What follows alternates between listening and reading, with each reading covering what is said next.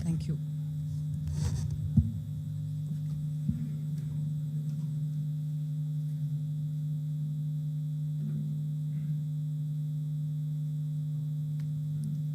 தமிழ்நாட்டில் புயலாலும் வெள்ளத்தாலும் பாதிக்கப்பட்ட மக்கள்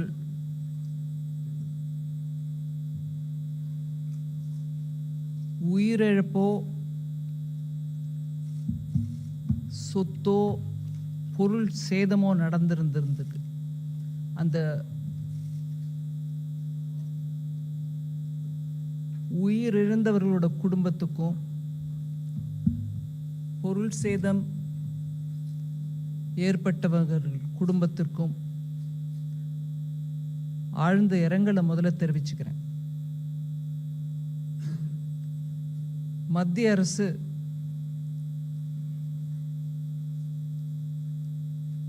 இந்த செய்தி கிடைச்ச உடனேலேருந்து ரொம்பவே உடனடியா இதற்கு உதவி செய்ய வேண்டும் என்ற நோக்கத்தில் பல முயற்சிகள் எடுத்திருக்கின்றன. அந்த முயற்சிகளை கொஞ்சம் எடுத்து சொல்றதுக்கான வாய்ப்பு இந்த பிரஸ் கான்ஃபரன்ஸ் மூலமா நான்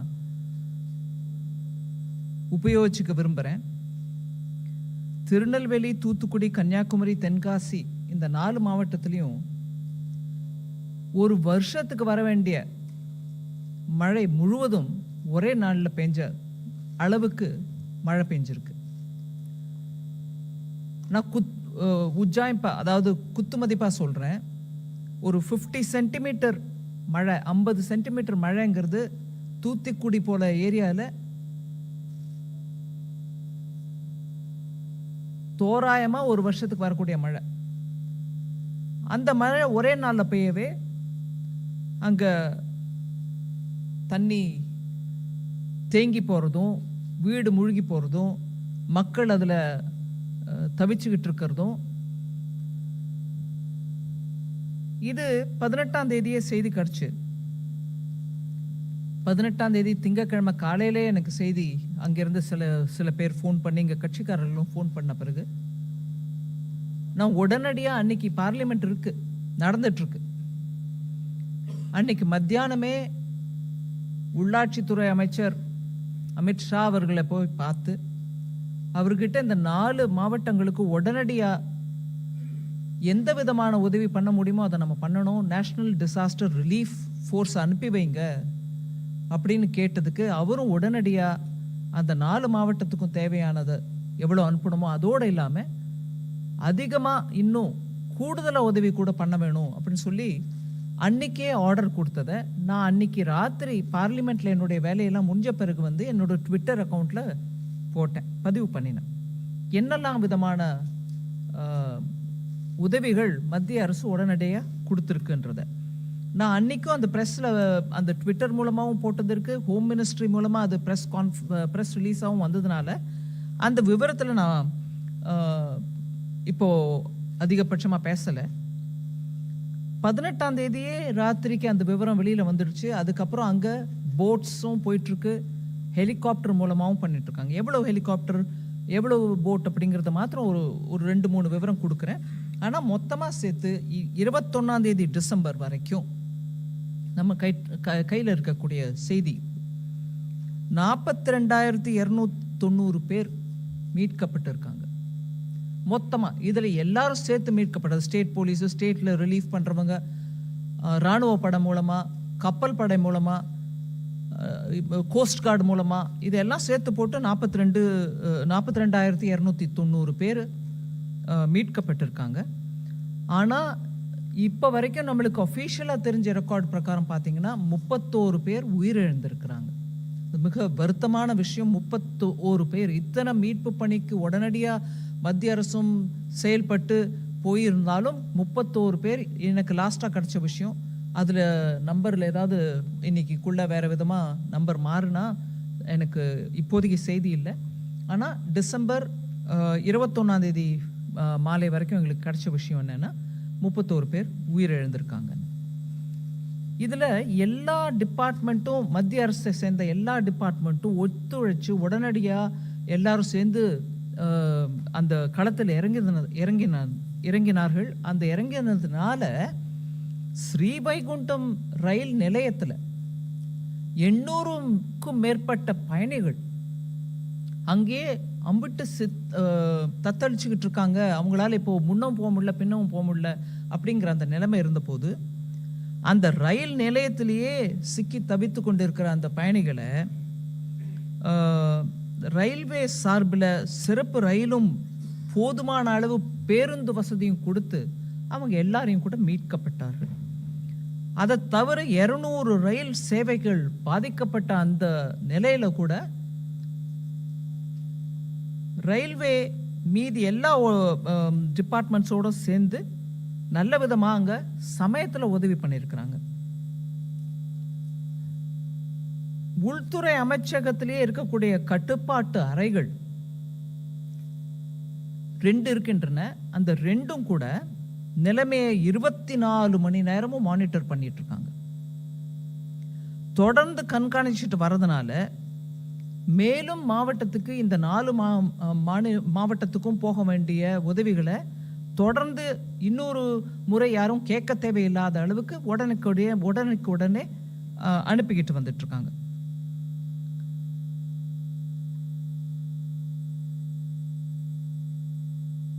இந்திய விமானப்படை மூலமாக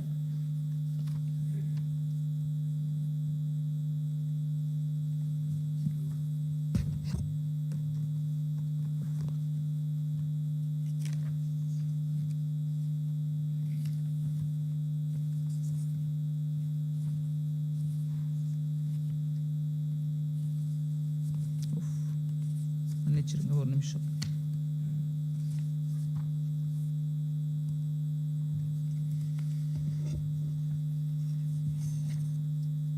இந்திய விமானப்படை மூலமாக 5 ஹெலிகாப்டரும், அந்த 5 ஹெலிகாப்டரும் கூட 21 டிசம்பர் மாலை வரைக்கும் 70 முறை, அதாவது சார்ட்டீஸ்னுவாங்க, ஒரு மிஷன் இன்னைக்கு இங்கே இந்த பாயிண்ட், இந்த ஸ்டேஷன்லேருந்து கிளம்பி ஒரு வேலைக்கோசம் போகிறத ஒரு சார்ட்டின்ற கணக்கு.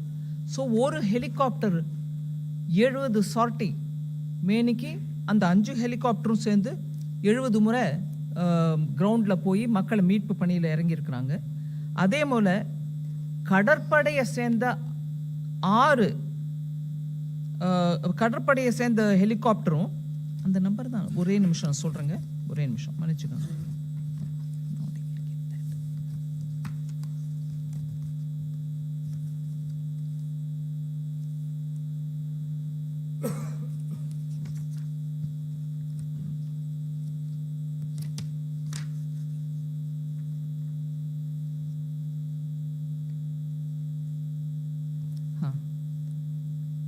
மொத்தம் 9 ஹெலிகாப்டர், 5 ஏர்ஃபோர்ஸ் மூலமாகவும், 1 நேவி மூலமாகவும், 3 கோஸ்ட் கார்டு மூலமாகவும், ஸோ 70 சார்ட்டீஸ் பண்ணியிருக்கிற இந்த 5 + 1 + 3 9 ஹெலிகாப்டர் மூலமாக 70 சார்ட்டீஸ் நடந்து அந்த 42,000 பேரை காப்பாற்றிருக்காங்க.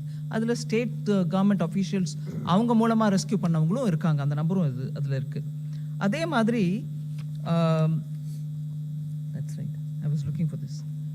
அதே மாதிரி கடற்படையும் அவங்க மூலமாக சார்ட்டீஸ் நடத்தி கடலோர பக்கத்தில் இருக்கக்கூடிய மக்களை கூட காப்பாற்றிருக்காங்க. கோஸ்ட் கார்டு மூலமாக 11 சார்ட்டிகள் நடத்தப்பட்டது. ஸோ கடலோர காவல் படை ஹெலிகாப்டரும் இதில் உடனேயாக ரெஸ்பாண்ட் பண்ணிருக்காங்க மக்களை மீட்கிறதுக்கு. அதை தவிர நார்மலாக ஒரு வெள்ளமோ புயலோ வந்ததுன்னா அந்த சிச்சுவேஷன் கொஞ்சம் ஒரு நிலைக்கு வந்த பிறகு ஒரு அடக்கம் ஆயிடுச்சுங்கும் போது தான் இந்த சென்ட்ரலி போகக்கூடிய சர்வே டீம்ஸ்லாம் போகும். இந்த விஷயத்தில் இந்த தென் மாநிலங்களில் மாவட்டங்களில் நடந்த, தென் மாவட்டங்கள் 4த்துலையும் நடந்த வெள்ள சந்தர்ப்பத்தில் inter ministerial central team, IMCT அப்படின்வாங்க, inter ministerial central team, central கவர்மெண்ட்டோட டீம், அந்த 19ஆம் தேதி சாயங்காலத்துக்குள்ளவே அவங்களும் டிப்ளாய் ஆகிட்டாங்க. ஸோ அந்த வெள்ளம் அடங்கட்டும், வெள்ளம் நீர் வடியட்டும் அதுக்கப்புறம் அனுப்புகிறோம் அப்படிங்கிறது கூட இல்லாமல் உடனுக்குடனே IMCTயும் அங்கே போய் சேர்ந்துருச்சு. என்னோட ஹோம் மினிஸ்ட்ரியோட அதிகாரிகளும் இங்கே உட்காந்துருக்காங்க. இதுக்கு முன்னதாக டிசம்பர் 11லேருந்து 14 வரைக்கும் அந்த சென்னையில் இருந்த மிக்ஜாம் புயலுக்கு அந்த IMCT சென்ட்ரல் கவர்மெண்ட்டோட இன்டர் மினிஸ்டீரியல் சென்ட்ரல் டீம் மிக்ஜாம் புயலுக்கோசம் சென்னை சுற்றுப்புறத்தில் இருக்கக்கூடிய மாவட்டங்களுக்கு போக வேண்டிய டீம் டிசம்பர் 11லேருந்து 14ஆம் தேதிக்குள்ளவே அது போயிடுச்சு. நான் அதை பற்றி பேசலை. இப்போ இங்கே 4 மாவட்டங்களில் நடக்கக்கூடிய தென் மாவட்டங்களில் நடக்கக்கூடிய அந்த வெள்ளம் அந்த புயல் அந்த விவகாரத்தை பார்க்கறதுக்கு IMCT இங்கே இருந்து 20ஆம் தேதியே கிளம்பிடுச்சு.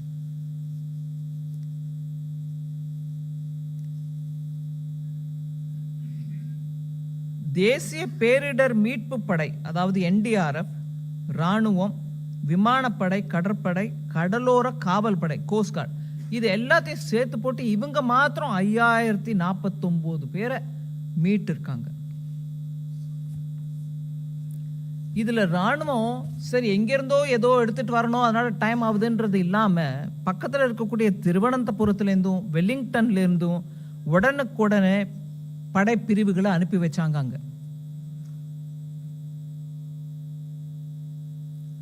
கடற்படையுமே உடனே ஜெமினி படகுகளை மீட்பு பணியில இறக்கியிருக்காங்க. நவீன லகு ரக அதாவது லைட் ஏர்கிராஃப்ட்ஸ், ஹெலிகாப்டர்ஸ், நேவி அதையும் எடுத்துட்டு போய் மக்களை மீட்கிறதுக்கு முயற்சிருக்காங்க.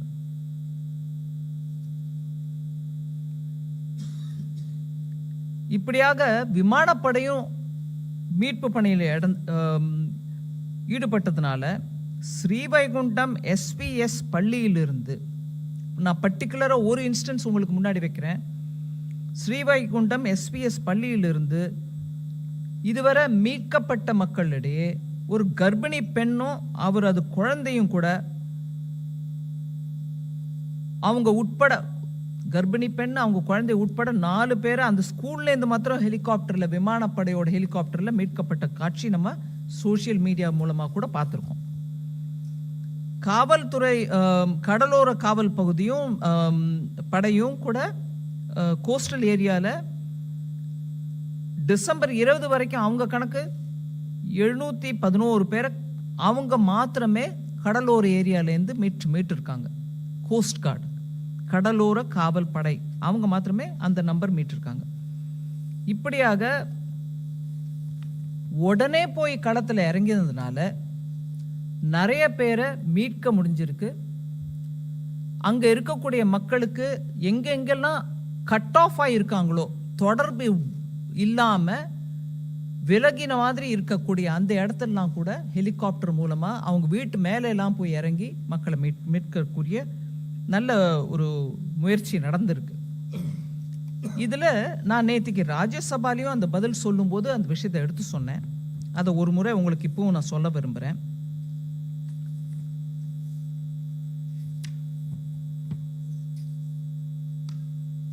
ஒவ்வொரு வருஷமும் ஸ்டேட் டிசாஸ்டர் ரிலீஃப் ஃபண்டுக்கு சென்ட்ரல் டிசாஸ்டர் ரிலீஃப் ஃபண்ட்லேருந்து நேஷனல் டிசாஸ்டர் ரிலீஃப் ஃபண்ட்லேருந்து பணம் கொடுக்கறது உண்டு. அது மத்திய அரசோட பங்கு சமயத்துக்கு கொடுக்கணும்.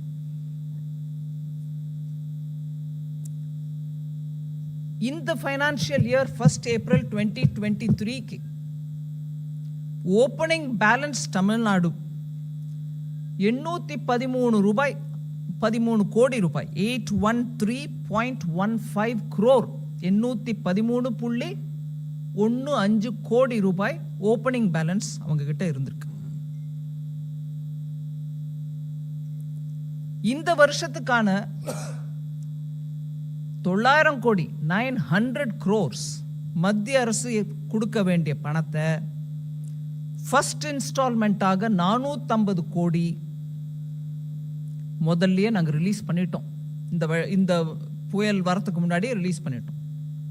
அதை தவிர 2வது இன்ஸ்டால்மெண்ட்டாக மீதி இருக்கக்கூடிய 450 கோடியையும் 12ஆம் தேதி டிசம்பர் இந்த 4 தென் மாவட்டங்களுக்கு மழை வரத்துக்கு முன்னாடியே ரெண்டாவது இன்ஸ்டால்மெண்ட் 450 கோடி கொடுத்தாச்சு. அதாவது மொத்தமா 900 கோடி 900 crores இந்த வருஷம் கொடுக்க வேண்டியது ஆல்ரெடி ரிலீஸ் பண்ணிட்டோம். ரெண்டாவது இன்ஸ்டால்மெண்ட் 12ஆம் தேதி டிசம்பருக்கு போயிடுச்சு. இதோட இல்லாம 2-3 விஷயம் நம்ம சொல்ல வேண்டியது ரொம்ப முக்கியம்.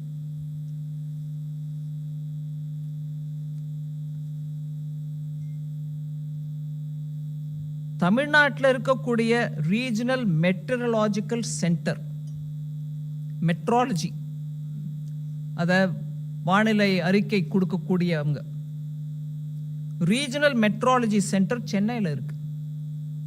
இந்த தென் மாநிலங்களுக்கு, மாவட்டங்களுக்கு, இந்த 4 தூத்துக்குடி, தென்காசி, திருநெல்வேலி, கன்னியாகுமரியில் வந்திருக்கக்கூடிய மழை வெள்ளத்தை பத்தி மெட்ரலாஜிக்கல் சென்டர் 12ஆம் தேதி டிசம்பரே தகவல் கொடுத்திருக்காங்க. 16, 17ஆம் தேதி வாக்குல தீவிரமான மழை தென் மாவட்டங்கள்ல வருங்கிறத 12ஆம் தேதியே கொடுத்திருக்காங்க. இதுக்கு ஒண்ணுத்துக்கு மாத்திரம் தான் கொடுத்தாங்களா அப்படிங்கிற கேள்வி எழும். அதுக்கு முன்னாடியே நான் சொல்லிடுறேன், இது மோஸ்ட் மாடர்ன் சென்டர். இந்த ரீஜனல் மெட்ரலாஜிக்கல் சென்டர் சென்னையில் எது இருக்கோ அதை பத்தி நான் சொல்றேன். அவங்க 5 நாள் முன்னிலையிலேயே வரக்கூடிய 5 நாள்ல என்ன நடக்க போகுதுன்றத சொல்லிக்கிட்டே இருக்காங்க. இன்னைக்கு இல்லை, இப்ப இல்லை, எப்பொழுதும் அவங்க 12 நாள் முன்னாலேயே என்ன வரப்போகுது, அதுக்கு எப்படி நம்ம தயார் பண்ணிக்கலான்றதுக்கு முன்னெச்சரிக்கையாக அவங்க 5 நாளுக்கு முன்னாடியே சொல்றாங்க. அதை தவிர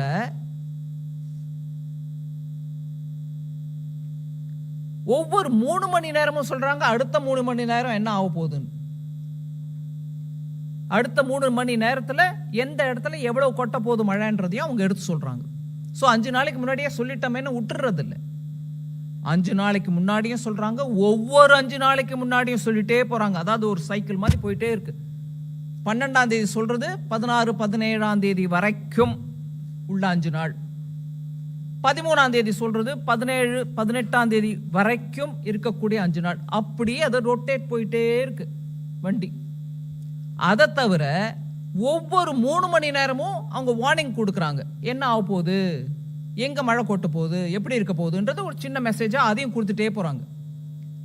அதனால எங்களுக்கு முன்னெச்சரிக்கை கிடைக்கவில்லை அப்படின்னு சொல்றவங்க தயவு பண்ணி இந்த விஷயத்தை கொஞ்சம் காதார கேட்டுக்காங்க.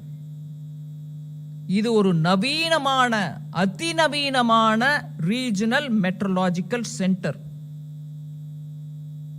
மெட்ராலஜியில் இருக்கக்கூடியவங்களுக்கும் புரியும். இன்னைக்கு தேதிக்கு நல்ல சீனியர் பத்திரிகையாளர்கள், செய்தி தொடர்பாளர்கள் நீங்க எல்லாம் இருக்கீங்க. 3 டாப்ளர் சென்டர், அது 3 டாப்ளர்ஸ் இருக்காங்க. டாப்ளர்ங்கிறது இன்னைக்கு அவ்வளவு சென்சிட்டிவ் ஒரு இன்ஸ்ட்ருமெண்ட். அந்த கருவியின் மூலமா உங்களுக்கு தெரியுது. 3 டாப்ளரோட இருக்கக்கூடிய அந்த சென்டர் மூலமாக 5 நாளைக்கு முன்னாடி அட்வான்ஸா ஒவ்வொரு 5 நாளைக்கும் அடுத்த நாள்னு சேர்த்துக்கிட்டே போகுது இன்ஃபர்மேஷன். அதனால இந்த தென் மாவட்டங்களுக்கு வரக்கூடிய இந்த பேரிடரை பத்தி 12ஆம் தேதி டிசம்பரே செய்தி வெளியிடப்பட்டிருக்கிறது. அதனால நான் பிரதமர் ஐயா மோடி அவர்களுக்கும் உள்துறை அமைச்சர் அமித்ஷா அவர்களுக்கும் இதுல நான் பர்சனலா இந்த தடவை இன்வால்வ் ஆனேங்கிறதுனால என்னுடைய அனுபவ ரீதியா நான் சொல்றேன், போய் உட்காந்து இந்த தமிழ்நாட்டில் இந்த 4 மாவட்டங்களில் ஒரு பேரிடர், இவ்வளோ மழை வருது, வருஷத்துக்கு கொட்ட வேண்டிய மழை ஒரே நாளில் கொட்டுதுங்க, எங்களுக்கு உதவி தேவைன்னு கேட்ட உடனே ஏன் முன்னாலேயே அதிகாரிகளுக்கு ஆர்டர் கொடுத்து ஹோம் செக்ரட்டரிக்கு ஃபோனில் கூப்பிட்டு சொல்லி அனுப்பி கொடுங்க, எங்கே இருந்தாலும் நீங்கள் எங்கேருந்து எப்படி கப்பல்கள் எடுத்துகிட்டு வருவீங்களோ, ஹெலிகாப்டர் எடுத்துகிட்டு வருவீங்களோ எடுத்துகிட்டு வந்து கொடுங்க அங்கே உதவின்னு ஏன் முன்னாடி ஆர்டர் பண்ணார். அது கேட்ப அன்னைக்கு ராத்திரிக்குள்ள ரிட்டன் ஆர்டர் நம்ம கண் முன்னாடி வந்துச்சு. களத்துலையும் இறங்கினாங்க. நான் நிறைய பேரோட அதுக்கப்புறமும் பேசினாங்க, ஆமாங்க ஹெலிகாப்டர் வந்திருக்குங்க, இன்னும் நிறைய கொடுங்கன்னு கேட்டாங்க. அதே மாதிரி அடிஷ்னல் சோர்ஸும் நம்ம அடுத்த நாளைக்கு கொடுத்துருக்கோம். இந்த செய்தியை உங்களுக்கு நான் தெரிவிக்க விரும்புகிறேன். அதோடு இல்லாமல் தமிழ்நாட்டில் எப்போ என்ன இடையூறு வந்தாலும் உடனே பிரதமரும் உள்ளாட்சி அமைச்சர் உள்துறை அமைச்சர் அமித்ஷா அவர்களும் உடனே ரெஸ்பாண்ட் பண்ணுறதுக்கான இந்த உதாரணம் ஒன்று நம்மளுக்கு முன்னாடி இருக்குது. எப்பொழுதும் தமிழ்நாட்டின் நலம் கோரி அவங்க இரண்டு பேரும் தலைவர்கள் எங்களுக்கு ஒத்துழைப்பு கொடுத்துருக்காங்க. அதே மாதிரி புரிஞ்சுக்கிட்டு விவகாரம் பண்ணியிருக்கிறாங்க. அதை சொல்ல தான் உங்களுக்கு இன்னைக்கு கொஞ்சம் வரவேற்றோம். ரொம்ப நன்றி நீங்கள் எல்லாரும் வந்ததுக்கு. ஏதாவது கேள்வி இருந்தால் டெஃபினட்டாக. Thank you. Any questions please? I mean if you can. Yeah, we'll just give a microphone to you. Speak in the microphone. Madam வணக்கம். ஹனிகுமார் ஃப்ரம் தந்தி டிவி. நீங்கள் சொன்னீங்க சென்னை வானிலை மையம் ரொம்ப அதிநவீனமானது, முன்கூட்டியே எச்சரிக்கை கொடுத்துருக்காங்கன்னு. இப்போது அன்புமணி அவர்கள் கூட சொல்லியிருக்காரு சென்னை வானிலை ஆய்வு மையத்தை இழுத்து மூடணும். ஏன்னா வெளிநாடுகளில் ஒரு நாளைக்கு எத்தனை மணி நேரம் எவ்வளோ நேரம் மழை பெய்யும், எவ்வளோ சென்டிமீட்டரில் பெய்யுன்றதுலாம் ரொம்ப அக்யூரேட்டாக கொடுக்குறாங்க. ஆனால் இதில் அந்த மாதிரிலாம் கொடுக்குறதில்ல அப்படின்ற ஒரு குற்றச்சாட்டை முன் வச்சிருக்கிறாரு. அதுக்கு உங்களுடைய பதில்? அந்த குற்றச்சாட்டு சரியானது இல்லை. ஏன்னா நான் இப்போ உங்களுக்கு விளக்கமாக சொன்னேன். 3 டாப்லர்ஸோட இந்த தென் மாவட்டங்களில் வரக்கூடிய இந்த மழையும் இது எக்ஸ்ட்ரீம் ஈவெண்ட்டுன்னுவாங்க, எக்ஸ்ட்ரீம் வெதர் ஈவெண்ட்டுன்னுவாங்க. இந்த மாதிரி ஒரு அதி விருஷ்டி அனாவிருஷ்டிங்கிற அந்த முறையில் ஒரே ஏகமாக மழை பெய்யுது. ஒரு வருஷத்துக்கு பெய்ய வேண்டிய மழை அன்றைக்கி பெய்யுது. இதை இவ்வளவு விவரமா எடுத்து 12ஆம் தேதி சொல்றாங்க. நானும் சொல்றேன் உங்களுக்கு. இல்லை, அவர் எப்படி சொல்றாருன்னா இந்த மாதிரி அதிக கனமழை பெய்யும், மழை பெய்யும் அப்படின்னு தான் சொல்றாங்களே தவிர அக்யூரேட்டா எவ்வளவு நேரம் பெய்யும், எவ்வளவு சென்டிமீட்டர் பெய்யும்ன்ற விவரங்களை அவங்க சொல்றது இல்லை. அதனால முன்னெச்சரிக்கை நடவடிக்கைகளை எடுக்க முடியாது. அதனால வானிலை ஆய்வு மையத்தை இழுத்து மூடணும் அப்படின்ற மாதிரி சொல்றாங்க. அதுக்கு தான் இப்போ இல்லைங்க, குற்றச்சாட்டு வைக்கலாம், அதுக்கு விவரமும் எடுத்து சொல்லணும். இப்போ சொன்ன கனமழைக்கு எடுத்த ஸ்டெப்ஸ் என்னங்க? நான் அதுக்கு பதிலாக கேள்வி கேட்குறேன். மழையை ஒரு நிமிஷம்,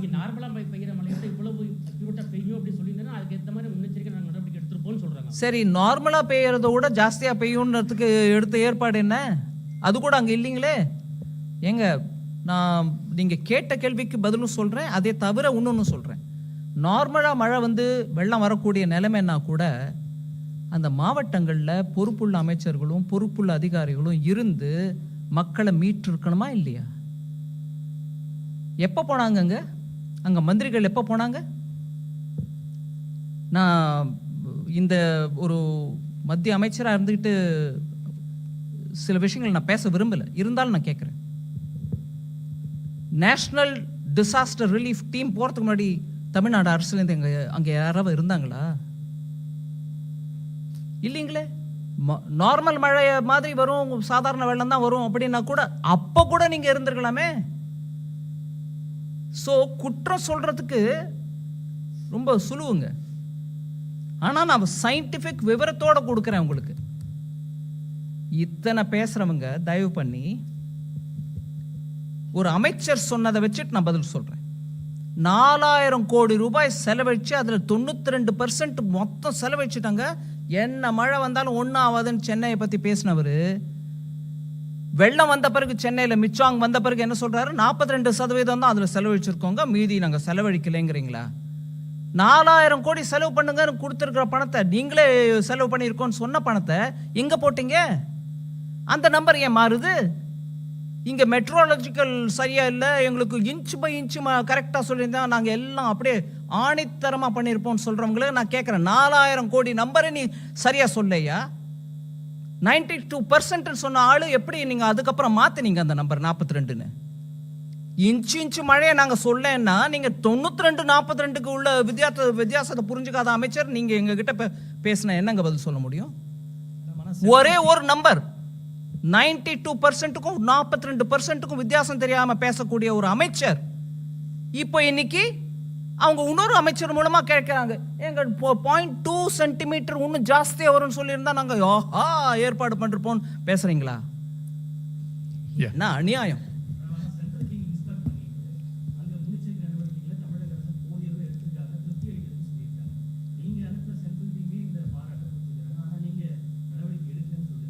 நான் நடவடிக்கை எடுக்கலன்னு நான் பேசவே இல்லை. அங்க எடுத்திருந்தா இந்த நிலைமை வந்திருக்குமான்னு கேட்கிறேன். 92% சொல்லி அதை மழை வந்ததுக்கு அப்புறம் 42 பேசுற அமைச்சர்கள் இருக்கும்போது மத்திய அமைச்சர்கள் டீம் வந்துட்டு நல்லா இருக்கு, நீங்க கொடுத்த டேட்டா வச்சு சொல்லிருப்பாங்க. நீங்க 92 சொன்னப்போ நல்லா இருக்குங்கிறோம். நீங்களே வந்து இல்லைங்க 92 இல்லை 42 சொன்னீங்கன்னா அதையும் நீங்க கேட்கணுங்க. எங்களை கேளுங்க, நாங்க பதில் கொடுக்குறோம். அங்க கேளுங்க. 4000 கோடியில 42 தான் செலவழிச்சிருக்கீங்க சென்னையிலன்னா, இன்னும் டாப்ளரை வச்சுட்டு இன்ச் பை இன்ச் மழை கேட்குறீங்களா? என்னது இருக்கிற ஸ்டெப்ஸுக்கு நீங்க என்ன எடுத்தீங்கன்னு கேட்குறேன். நான் 12ஆம் தேதி வார்னிங் கொடுத்தது, எங்களுக்கு சமயத்தில் வார்னிங் கொடுக்குறேன்னு சொன்னவங்களே நான் கேட்குறேன். 12ஆம் தேதி 5 நாளைக்கு முன்னாடி கொடுத்த வார்னிங் இல்லைங்கிறீங்களா? அப்போ நீங்க சொல்றீங்களா 12ஆம் தேதி வார்னிங் கொடுக்கலன்னு? Yeah, please go ahead. No, please speak in the microphone, please. Madam. Just 1 second. I mean, we'll come to you. இதே மாதிரி அங்கே 2015 அக்டோபர்லேயே சவுத் ஏஷியன் கான்ஃபரன்ஸே நடந்தது. இந்த மாதிரி 150 டைம்ஸ் ரெயின் வரும்னு சொல்லிட்டு எக்ஸ்பெக்டேஷன் பண்ணாங்க. ஆனால் அப்போவும் இந்த மாதிரி மிஸ் ஆச்சு. ஏன்னா இதுக்கு ஒரு சென்ட்ரலுக்கும் ஸ்டேட்டுக்கும் இந்த மாதிரி சயின்டிஸ்ட்டு டெக்னிக்கலாக டிஸ்கஸ் பண்ணுறாங்க வைக்கிறாங்க. ஆனால் அட்மினிஸ்ட்ரேஷனுக்கு ப்ராப்பராக வந்து கம்யூனிகேட் பண்ணுறதுக்கு சென்ட்ரலுக்கும் ஸ்டேட்டுக்கும் ஒரு ப்ராப்பர் மெக்கானிசம் இல்லாமல் ஒவ்வொரு தடவையும் போயிட்டுருக்கு. அதுக்கு என்ன ஒரு தீர்வு? நல்லா கேட்குறீங்க நீங்கள். 2015 நான் போனேங்க அம்பத்தூரில், வெள்ளத்தில் நடந்து போனேன். உள்ளெல்லாம் போய் பார்த்துட்டு வந்தேன். அந்த எஸ்டேட்டில் எப்படி இருக்காங்க, எம்எஸ்எம்இ யூனிட்டுக்கு என்ன நஷ்டம் நடந்திருக்கு, எங்கேருந்து அந்த கால்வாயெல்லாம் மூடப்பட்டிருக்கு, அதிக நீர் ஓடி வரும்போது அது அப்படியே அதோட தடத்தில் போய் கடலில் கலக்க வேண்டிய ரூட்டில் எல்லாத்துலேயும் அடைச்சி அங்கே என்னெல்லாமோ கட்டியிருக்கிறதெல்லாம் பார்த்து அவங்க இண்டஸ்ட்ரியல் எஸ்டேட்டில் இருந்தவங்களே என்கிட்ட சொன்னாங்க. இதை தவிர நான் இன்னைக்கு சொல்ல வேண்டிய விஷயம் ஒன்று சொல்லாமல் விட்டதுனால அதையும் இப்போ சேர்த்து சொல்கிறேன் உங்களுக்கு. இன்சூரன்ஸ் கம்பெனிகளை 19ஆம் தேதியே அவங்க சென்னையில் போய் உட்காந்து அம்பத்தூர் எஸ்டேட்டில் அந்த டெலிகேஷன் நான் கேட்டேன். நான் அனுப்பி வச்சா இன்சூரன்ஸ் கம்பெனிங்க வந்து உட்கார்றதுக்கு இடம் இருக்கா, இல்லை வேற எங்கேயாவது உட்காரணுமா? இல்லைங்க, எங்கள் எஸ்டேட்லேயே நாங்கள் இடம் கொடுக்குறோம், அனுப்பி வைங்க. எல்லா இன்சூரன்ஸ் கம்பெனியும் போயிருக்காங்க. உடனடியாக அவங்களுக்கு நிவாரணம் கையில் கொடுங்கன்னு சொல்லி அனுப்பியிருக்கிறோம். ஸோ மத்திய அரசு பண்ணிக்கிட்டே இருக்கும். ஆனால் மாநில அரசு இந்த மாதிரி 4 கேள்வியை உங்ககிட்ட பூத்திட்டு எங்களை விட்டு கேட்க சொல்லிகிட்டே இருப்பாங்க. நாங்கள் பதில் கொடுத்துட்டே இருப்போம். அவங்க பண்ண வேண்டிய செயல், அம்பத்தூரில் 2015 வந்த வெள்ளத்துக்கு அப்புறம், அம்பத்தூர்னா தொழில் மையம். அங்கே இருக்கக்கூடிய தொழில் படுத்துருச்சுன்னா நம்மளுக்கு வருவாய் தமிழ்நாட்டுக்கு அஃபெக்ட் ஆகுது. 2015 வெள்ளத்துக்கு அப்புறம் என்ன கற்றுக்கிட்டீங்க பாடம்? அந்த பாடத்துக்கு ஏற்ப என்ன பண்ணினீங்க? அந்த பாடத்துக்கு ஏற்ப நீங்க பண்ணியிருந்தீங்கன்னா இன்னைக்கு வந்த வெள்ளம் அம்பத்தூர்ல தேங்கி இருக்காது. அங்க இருக்கக்கூடிய ஒவ்வொரு இண்டஸ்ட்ரியும் அஃபெக்ட் ஆகிருக்காது. என்னை வந்து பார்த்த டெலிகேஷன் என்ன கேட்குறாங்க, எங்க 2015 இந்த அவஸ்தைப்படுறோம். நீங்க கேட்குறீங்க மத்திய அரசும் மாநில அரசும், நாங்கள் பண்ணிக்கிட்டே தான் இருக்கோம். நான் உங்களுக்கு எடுத்து ஒவ்வொரு விவரமும், நான் என்னோட ஓப்பனிங் ஸ்டேட்மெண்ட்ல இவ்வளோ விவரம் கொடுக்க வேண்டாம்னு உங்களுக்கு ஒரு கிறிஸ்பாக சொல்லிட்டு இருக்கேன். எடுத்த செயல் என்னங்க தமிழ்நாட்டில்? அம்பத்தூர் இன்னைக்கு மூழ்கி இருக்கு. பணம் மாத்திரம் கொடுக்குறோம், எவ்வளவுனோ கொடுக்குறோம், இன்னைக்கும் கொடுக்குறோம். என்ன நடந்துச்சு அங்க? ஒரு ரயில்வே லைன் கடியில கட்டின பாலத்தில் தண்ணி திரும்பி எஸ்டேட்டுக்குள்ளவே வருது. அது மத்திய அரசு பொறுப்பா? அங்க தொழில்துறையில் இருக்கிறவங்களை போய் கேளுங்க. Yeah, please go ahead. No, please speak in the microphone only. யாருங்க? Here. யார் கேட்குறா? கொஞ்சம் மைக்கில் கேளுங்க.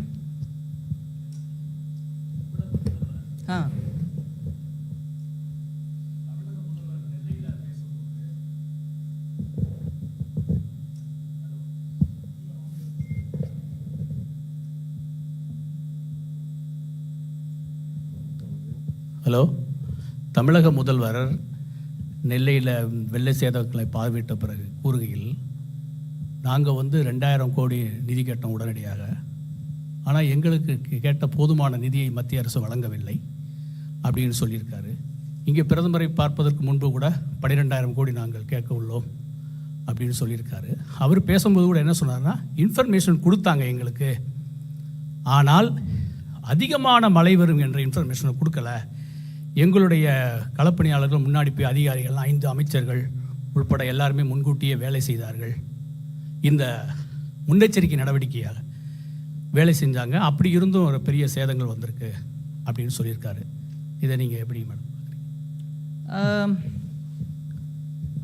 தமிழக முதல்வர் திருநெல்வேலி போனார், அங்கே இருந்து பேசினாருன்னு கேட்டது ரொம்ப உகந்த செயல். இவ்வளோ பெரிய பாதிப்பு அஃபெக்ட் ஆகிருக்கும் போது அங்கே போகிறது கரெக்டு தான்.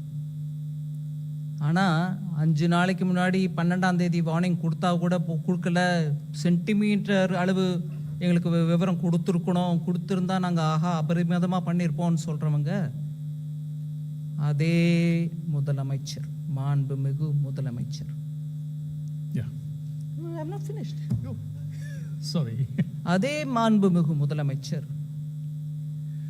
இங்கேருந்து நாங்கள் அனுப்பிட்டு இருக்கோம் NDRF. முதலமைச்சர் ஐயா இங்க இருந்தாருங்க. ஏன் 4 மாவட்டத்தில் எப்பொழுதும் காணாத, வரலாறு காணாத மழை, மக்கள் திணறிட்டு இருக்காங்க. மத்திய அரசே எனக்கு NDRF கொடுத்து அனுப்பு, நானும் அங்க இருந்து நான் நிவாரண பணியை பார்ப்பேன்னு சொல்லாம டெல்லியில் இருந்தாருங்க. இன்னைக்கு ஒரு 4 நாள் கழிச்சு போய் திருநெல்வேலியில், 3 நாள் கழிச்சு போய் திருநெல்வேலியில் நின்றுக்கிட்டு அவர் பேசுறாருன்னா நாங்கள் கேட்டுக்கிறோம், அது மரியாதை கொடுத்து கேட்டுக்கிறோம். ஆனால் இன்னைக்கு நாள் முழுக்க தில்லியில் இருந்துட்டு பிரதமர் ஐயாவை ஏன் மீட்டிங்லாம் முடிஞ்ச பிறகு நான் வந்து உங்களை பார்ப்பேங்க, போகிற போக்கில் பார்த்துட்டு போவேங்கன்னு அந்த தோரணையில் டைம் கேட்டு, அவரும் ஐயோ தமிழ்நாட்டிலேருந்து முதலமைச்சர் வந்திருக்காருன்னு ராத்திரி ஆனாலும் டைம் கொடுத்து அப்பாயின்மெண்ட் கொடுத்து பார்த்து பேசியிருக்காங்க. இதுலேருந்து அவருடைய ப்ரையாரிட்டி என்னன்னு நான் புரிஞ்சுக்கணுமா இருக்கு. நாங்கள் பணம் கேட்டிருக்கோம், பெரிய அமௌண்ட் கேட்டிருக்கோம் அப்படின்னு சொல்றது ரொம்ப நல்லது. அதுக்கு வேணுங்கிற அளவு டீம்ஸ் போயிருக்காங்க, பார்ப்பாங்க, வந்து இங்கே உள்ளாட்சித்துறை அமைச்சர், உள்துறை அமைச்சர்கிட்ட பேசுவாங்க, சொல்லுவாங்க, அதை டிட்டர்மைன் பண்ணுவாங்க. அதுக்கு ஒரு ப்ராசஸ் இருக்கு, இவங்க டீம்ஸ் பார்த்துக்குவாங்க. ஆனால் இந்த பேரிடர்வு நடக்கும்போது முதலமைச்சர் இந்திய அலையன்ஸோட உட்கார்ந்துருந்தார். அங்க போய் நான் என் மக்களோட இருக்கேன், அலையன்ஸே நீ இரு, அதை நான் பார்த்துட்டு நான் வரேன், என் மக்கள் என் மண் அப்படின்னு சொல்லிட்டு அங்க இருக்கணுங்க.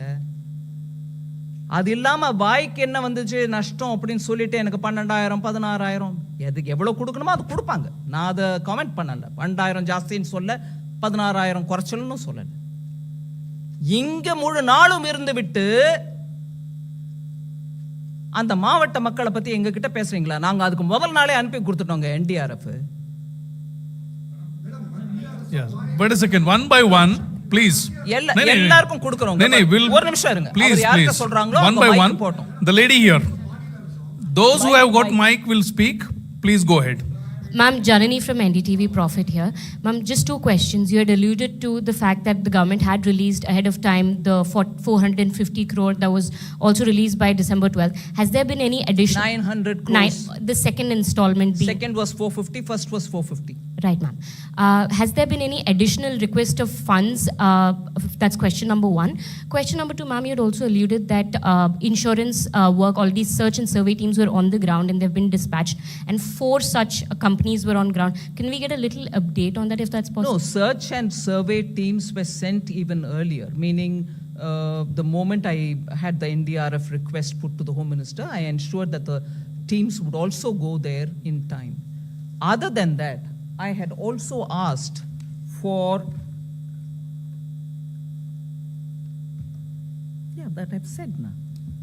Just to, because the information has come from the Home Ministry's official, I'm saying, on 18/12/2023, initially, 10 rescue teams of NDRF, 2 columns of Indian Army, 2 of IAF, which is what I've already told, 1 ship, 1 Navy helicopter, 6 disaster response teams, 2 helicopters of the Indian Coast Guard were mobilized and sent.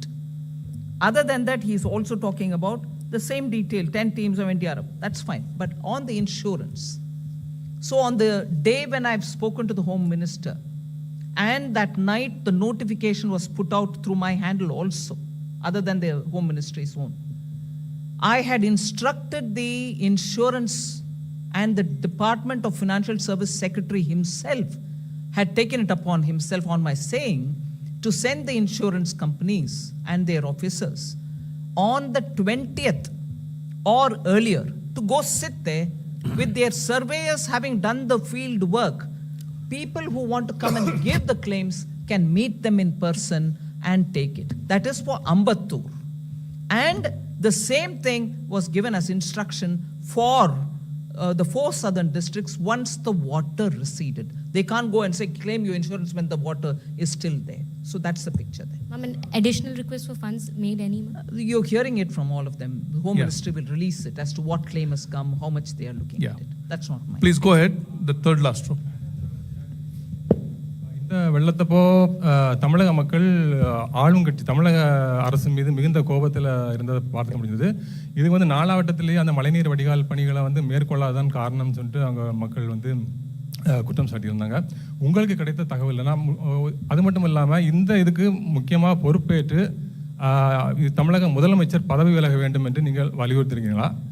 2வது question வந்து மேற்கொண்டு அடுத்த கட்டமாக அடுத்த வருடமும் இது போன்ற பிரச்சனை ஏற்படாமல் மக்களை காப்பதற்கு தமிழக அரசு என்ன நடவடிக்கை எடுக்க வேண்டும் என்று மத்திய அரசாக நீங்கள் வலியுறுத்துறீங்கன்னு சொல்லுங்கள். நான் 2வது கேள்விக்கு முதல் பதில் கொடுக்குறேங்க. தமிழக அரசு இந்த எக்ஸ்ட்ரீம் ஈவெண்ட்ஸ், வெதர் ஈவெண்ட்ஸ், மழை 2015 பார்த்தோம், இப்போ திருப்பி பார்க்குறோம்.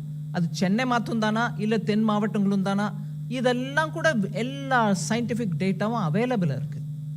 அதுக்கேற்ப அந்த பேசின் சென்னை பேசின் கோசம் நம்ம கொடுத்த பணமும் இருக்குது அவங்கக்கிட்ட. அதானே இந்த 4000 கோடி. இதெல்லாம் சரியான விதத்தில் சரியான சமயத்துக்குள்ள உபயோகப்படுத்தி இருந்தா இந்த நிலைமை வராது. அதை பற்றி சரியான விவரம் கூட கொடுக்கறது இல்லைங்கிறது என்னுடைய குற்றச்சாட்டு. 4000 கோடி, அதில் நான் இப்போவே உங்களை கேட்குறேன், 92% செலவாயிடுச்சுன்னு சொன்ன அமைச்சரே மழை வந்த பிறகு 42% தான் செலவாயிருக்குன்னு சொன்னால் எதை நம்புறது மக்கள்? நீங்கள் 92% செலவழிச்ச பிறகு கூட இப்படி ஆயிருந்தா சொல்லிருக்கலாம். இல்லைங்க, எங்களால் கூட எதிர்பார்க்க முடியல, 4000 கோடி செலவு பண்ண பிறகு சென்னை மூழ்கிடுச்சுங்கன்னு சொன்னீங்கன்னா நான் ஒத்துக்கிறேன்.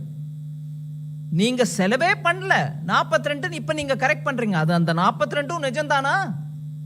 கேள்வி கேட்கணுமா இருக்கு. அதனால பேசன் சென்னை பேசன் டெவலப்மெண்ட்க்கு கொடுத்த பணம் கூட சரியாக உபயோகப்படவில்லையோ அப்படின்னு நான் கேள்வி கேட்குறேன். உங்க கேள்வி முதல் கேள்விக்கு நான் பதில் கொடுக்க விரும்பல. மேடம், மத்திய அரசும் மாநில அரசும் 2 பேரும் மாற்றி மாற்றி குறை கூறிக்கிட்டே இருக்காங்க. இதில் வந்து இடையில பாதிக்கப்படுறது மக்கள் தான். இதை பற்றி நீங்கள் என்ன நினைக்கிறீங்க? 2 பேரும் குறை சொல்லலைங்க, நாங்கள் குறையே சொல்லலை. நாங்கள் பண்ணுற வேலையை பண்ணிக்கிட்டே தான் இருக்கோம். நாங்கள் குறையே சொல்லலை, நாங்கள் பண்ணுறத பண்ணிக்கிட்டு இருக்கோம். அதுவும் சமயத்தில் பண்ணுறத பண்ணிக்கிட்டு தான் இருக்கோம். மக்களுக்கு இடர் வரக்கூடாதுன்னு பண்ணிக்கிட்டு இருக்கோம்.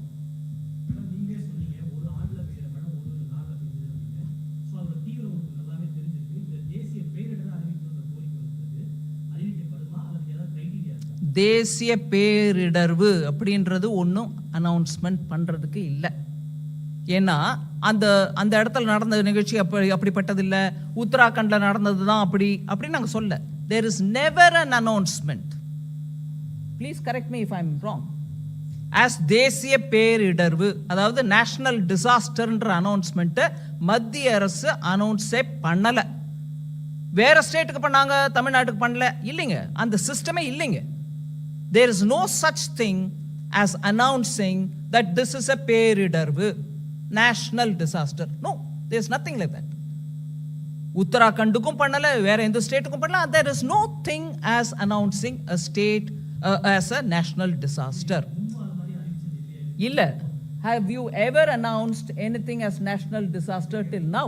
Will you want to answer him? Never.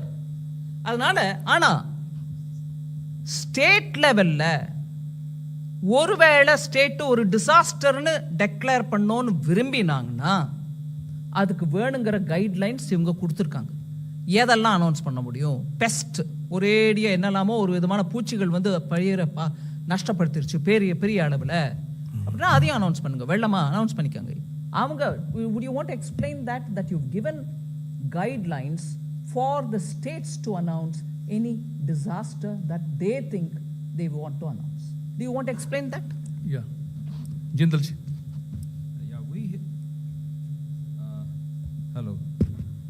So we have issued guidelines which governs the State Disaster Response Fund, National Disaster Response Fund, right?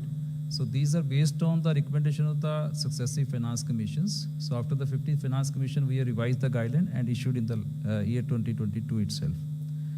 So under the guidelines, there are 12 notified disasters which are eligible for relief assistance under the SDRF as well as the additional assistance from NDRF. These are cyclone, drought, earthquake, fire, flood, tsunami, hailstorm, landslide, avalanche, cloudburst, pest attack, frost and cold wave. In addition to that, state government have the flexibility of using 10% of their annual allocation for declaring any state local level disaster. So this flexibility with the state government. விளக்கமா இருக்குங்களா? டிசாஸ்டர்னு ஸ்டேட்ல announce பண்ணோன்னா அவங்க announce பண்ணலாம். அது finance commission மூலமா வரக்கூடிய ரெக்கமெண்டேஷன்ஸை வச்சுக்கிட்டு இவங்களும் அதுக்கு ஏற்ற மாதிரி கைட்லைன்ஸும் கொடுக்குறாங்க. நீங்க எதெல்லாம் டிசாஸ்டர் அப்படின்னு ஸ்டேட் லெவலில் சொல்ல முடியும்? அவர் லிஸ்ட் படிச்சார் உங்களுக்கு. அந்த எர்த்குவேக்கோ இல்லை வெள்ளமோ அதிகமாக மழையோ இல்லை பயிர் நாசனமோ அப்படின்னு வரிசையாக 12 ஐட்டம் அவர் படிச்சுட்டார். அதை நீங்கள் உங்கள் ஸ்டேட்டில் வேணுன்னா ஃபினான்ஸ் கமிஷனும் அதுக்கு ரெக்கமெண்டேஷன் கொடுத்துருக்குன்றதுனால அனௌன்ஸ் பண்ணிக்கிட்டு உங்ககிட்ட இருக்கிற அந்த ஃபண்ட் இருக்கு பாருங்க, ஸ்டேட் டிசாஸ்டர் ரிலீஃப் ஃபண்ட், அதுலேருந்து 10% வரைக்கும் எடுத்து இதுக்கோசம் உபயோகிக்கலாம் அப்படிங்கிற கைட்லைன்ஸும் கொடுத்துருக்காங்க. அதை தவிர மத்திய அரசு நேஷனல் டிசாஸ்டர்னு ஏன் அனௌன்ஸ் பண்ணல? இல்லைங்க, அந்த சிஸ்டமே இல்லை. இப்போ வரைக்கும் யாருக்கும் அனௌன்ஸ் பண்ணல.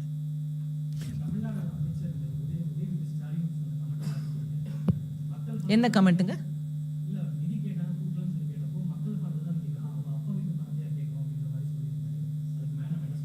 அவங்க பாஷை எப்போதும் அப்படிதானுங்க. அந்த சனாதன தர்மம் போது கூட அப்படிதான் நாங்கள் அழிக்க வரல ஒழிக்கவே வந்திருக்கோம்லாம் பேசினார் இல்லைங்களா? அவரோட பாஷை எப்போதும் அப்படிதான் இருக்கும். Madam, அதனால just, ma'am, இதுல 1 minute. yeah. அவங்க அப்பா வீட்டு பணமா அப்படின்னு கேட்குற மாதிரிலாம் பேசுறவங்க அவங்க அப்பா வீட்டு சோத்தை வச்சுட்டு அவர் இன்னைக்கு பதவியில் அனுபவிச்சுட்டு இருக்காரா அப்படின்னு சொல்ல முடியுமா? கேட்க முடியுமா? மக்களால் தேர்ந்தெடுக்கப்பட்டு வந்திருக்காரு. அவர் கொடுக்க வேண்டிய அந்த மரியாதை நம்ம கொடுக்க தானே கொடுக்குறோம். இந்த அப்பா வீடு உன் ஆத்தாவா இந்த பேச்செல்லாம் அரசியலில் நல்லது இல்லைங்க. அவர் அரசியலில் இன்னும் முன்னுக்கு வரணும்னு ஆசைப்படுறாரு இல்லைங்களா? அந்த குடும்பமும் ஆசைப்படுது இல்லைங்களா? பேசுகிற பாஷை மொழி, அவங்க தாத்தா எப்பேற்பட்ட தமிழ் அறிஞர், எப்பேற்பட்ட Tamil. Excuse me, who's in a hurry யார்? Please Just hold let on. me finish. He is also your colleague. I'm answering him. அதனால நம்ம நாக்கில் கொஞ்சம் அந்த பதவிக்கு ஏற்ற அளவுக்கு வார்த்தைகள் அளந்து வரணும். இது நான் பொதுப்படையாக சொல்கிறேன். அவர் மேலே காழ்ப்பு உணர்வோ ஏதோ வச்சுக்கிட்டு சொல்லலை. இதுக்கு முன்னாடி ஒரு உதாரணம் பார்த்தோம், இப்போ இன்னொரு உதாரணம் பார்க்குறோம்.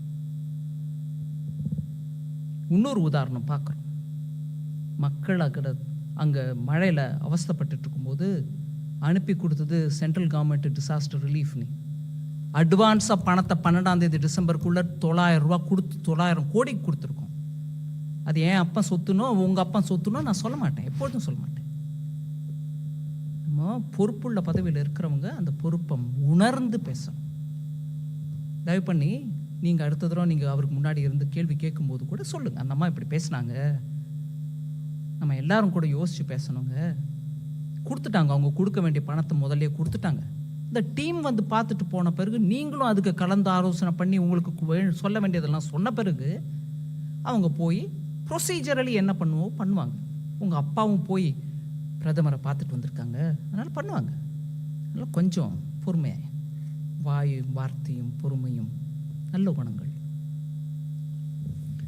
Ma'am, Harish Nair from Times Now. Chief Minister M.K. Stalin had blamed the IMD. He had said that IMD warning was a bit late, rainfall was higher than forecast. So, your reaction? No, I've reacted to that. I will repeat it for you because I said that in Tamil. Now I'll say it in English. Even on the 12th, first of all, about that center. It's a state-of-the-art meteorological center located in Chennai. It has 3 Dopplers with which they detect weather forecasts they do are based on that. And the forecasts are normally done on a dynamic way every 5 days in advance, meaning every day there's some forecast. But it warns you for something which will happen 5 days in advance. So for this event of the 4 districts in South, the alert was given even on the 12th. So Either the officials have not briefed the Honorable Chief Minister properly, saying we did receive it on the 12th, but we didn't act on it, or they probably are saying differently, I don't know. But there is data recorded that information was given even on the 12th. Yeah, the last question. Please go ahead. 11. Oh, just one more minute, if that will help you. Yes. இது உங்களுக்கும் உதவுங்க. 12th December, IMD issued heavy to very heavy rain, 64 mm and greater than 124 mm in 24 hours for 16th to 16th December. On the 12th, they tell you heavy to very heavy, about 16th December, all over South Tamil Nadu. And a daily press bulletin was also shared with all the stakeholders. That's one thing. Second, then it was continued on a 5 days warning, and that was issued on 13th and 14th also of December 2023. It was further upgraded on 15th December to orange color warning with heavy rainfall forecast in the bulletin which was issued for the period 16 to 18. So you had it on the 12th, you had it on the 13th, you had it again on the 15th, you had it again on the 16th. Repeated warning. Okay? The same forecast continued in the bulletin which was issued on the 16th December as well, about orange color warning. Yeah, please go ahead. Hi ma'am, Kriti from Informist Media. So you mentioned that additional fund requests have come and MHA might release that. So since SDRF funds have been released 900 crore, would that be under NDRF? And also what kind of quantum may be released by MHA? You may want to answer that. Actually, Ministry of Home Affairs has a very systematic procedure laid out, and as soon as we get information about any such event, an inter-ministerial central team, as mentioned by Honorable Finance Minister, is immediately dispatched to the state concerned in the sites, and it is headed by a joint secretary from the Ministry of Home Affairs, and it has members from various ministries which are involved in relief and rehabilitation like agriculture, etc. So the team visits the places, interacts extensively with the state government officials. The state government officials are supposed to present details of the damage assessment, and once they do that, immediately the team submits its recommendations to the high-level committee, which is headed by executive committee, which is headed by Union Home Secretary, and then that committee goes through it, and further finally the committee, which is headed by the top Apex committee, which is headed by Honorable Home Minister, that approves it. So there's a very systematic procedure, but of course the IMCT, as Honorable Finance Minister has mentioned, it had gone with respect to the cyclone which happened earlier this month from 11 to 14 December. And for this current flooding situation, the team is currently there in Tamil Nadu since December 19. So as soon as we get the assessment from the state government and the report of this interministerial team, immediately the central government will do the needful. Thank you. Yes, please. Ma'am, do you see a gross misutilization of funds given by the center? The fact that floods have occurred in 2015, now it has occurred in... Also spoke about...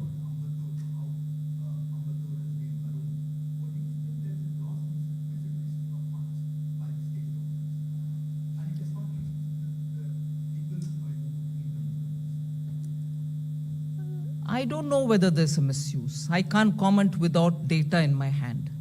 But clearly, lessons of 2015 have not been learnt. Precautionary steps which have to be taken at the state level for organizing economically vulnerable areas like industrial estates, railway stations, harbor, airports, those will have to be given additional support. I can for sure say that that's not happened.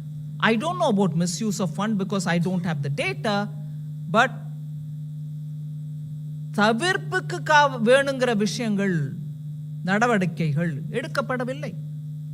வெள்ள தவிர்ப்பு, வெள்ள நிவாரணம், அதுக்கப்புறம் வெள்ளம் வந்த பிறகு நிவாரணம், தவிர்ப்புக்கான முயற்சிகள் சரியா எடுக்கப்பட்டிருந்தா இந்த நிலைமை வந்திருக்காது.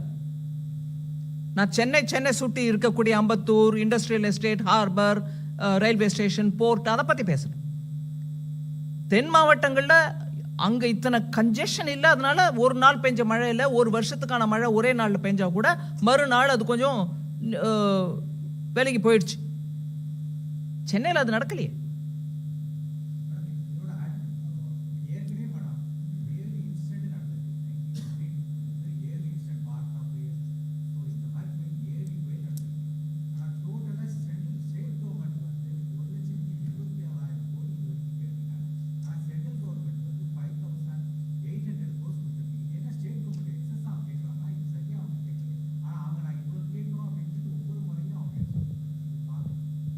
காரணம் ஒவ்வொரு ஸ்டேட்டில் ஒவ்வொரு விதமாக இருக்கலாம். அதில் நான் இப்போ பெரிய டீட்டெயிலில் போக முடியாது. அதை டீட்டெயில் பார்க்குறது ஹோம் மினிஸ்ட்ரி. அவங்க இப்போ தான் நல்லா எக்ஸ்பிளைன் பண்ணாங்க. உங்களுக்கு அதுக்கு ஒரு ப்ராசஸ் இருக்குது. அந்த ப்ராசஸ் மூலமாக அங்கேயும் போயிட்டு விசாரிச்சுட்டு வந்தவங்க, அந்த போய் விசாரிச்சு சர்வே பண்ணுறவங்களோட உட்காந்து ஸ்டேட் கவர்மெண்ட்டும் பேசுகிறாங்க. அந்த இன்புட்ஸ்லாம் எடுத்துக்கிட்டு தான் இவங்க ஃபைனலைஸ் பண்ணுறாங்க amount. So I may not be in a position to comment. The last question, please.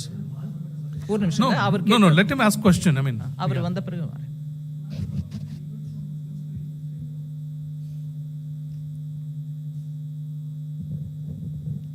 Business Line newspaper. This is Srivat's ma'am. Question is on the supplementary to what he asked. Is there a concept of end utilization audit? Because invariably there is a discrepancy between what the center claims and what the states claim and what the center allocates as part of NDRF proceeds. So is there a concept of CAG audit on how the relief assistance has been utilized? Yes, it will come a bit later with a time lag. So it won't be immediate. So has there but been... One minute. Sorry.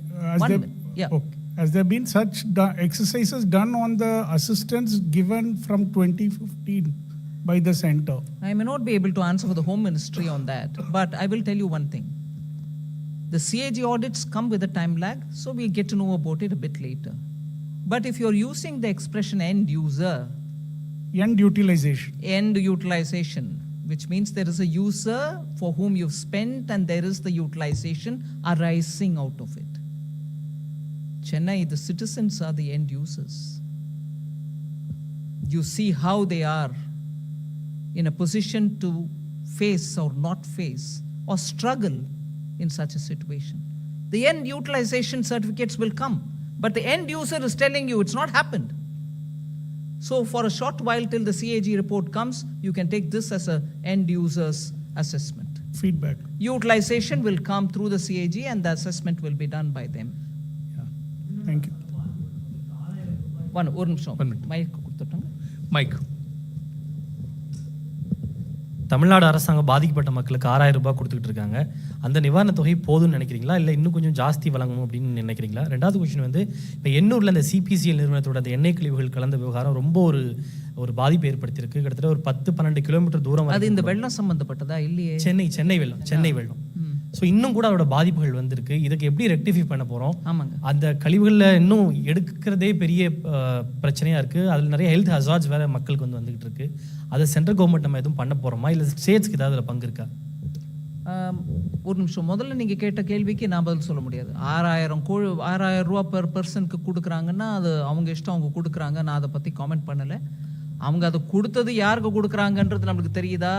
இன்னைக்கு தேதிக்கு மக்களுடைய பணம் அப்பா சொத்தான்னு கேட்குற அந்த கவர்மெண்ட்டில் கொடுக்குற பணம் டைரக்ட் பெனிஃபிட் ட்ரான்ஸ்ஃபர் மூலமாக அக்கௌண்ட்டுக்கு கொடுங்க. அப்போ யாருக்கு ஆக்சுவலாக கொடுத்துருக்காங்கன்னு நீங்களும் பார்க்க முடியும். அவர் கேட்குற மாதிரி CAG யூட்டிலைசேஷன் சர்டிஃபிகேட் மூலமாக பார்க்க முடியும். இப்போ நீங்கள் கொடுக்குறது யாருக்கு? நிஜமாக வெள்ளத்தில் அமிட்டவங்களுக்கு கொடுக்குறீங்கன்னு நினச்சிக்கிறேன் நான். அதை பற்றி நான் கேள்வி கேட்க முடியாது. ஏன் கேஷாக கொடுக்குறீங்க? அது கவர்மெண்ட் பணம் தானே. என் அப்பா சொத்து இல்லையே, உங்கள் அப்பா சொத்து இல்லையே. போடுங்க டைரக்ட் பெனிஃபிட் ட்ரான்ஸ்ஃபர் மூலமாக அக்கௌண்ட்டில். அதை தான் நான் கேட்குறேன். 6,000 போதுமா இல்லையா, கொடுக்கணுமா இல்லையா, அந்த பேச்சுக்கே நான் வரல. கொடுக்கறத கொடுக்குறீங்க, அக்கௌண்ட்ல டைரக்டா போடுங்க. இன்னைக்கு மக்களுக்கு எல்லாருக்கும் மோடி ஐயா அக்கௌண்ட் கொடுத்துருக்காரு பேங்க்ல, டைரக்டா அவர் அக்கௌண்ட்ல கொடுங்க. கொடுத்தது யாரு, அந்த பெனிஃபிட் யாருக்கு போய் சேர்ந்ததுன்ற அதுக்கப்புறம் நீங்களே மீடியாவே போய் பார்க்கலாம்.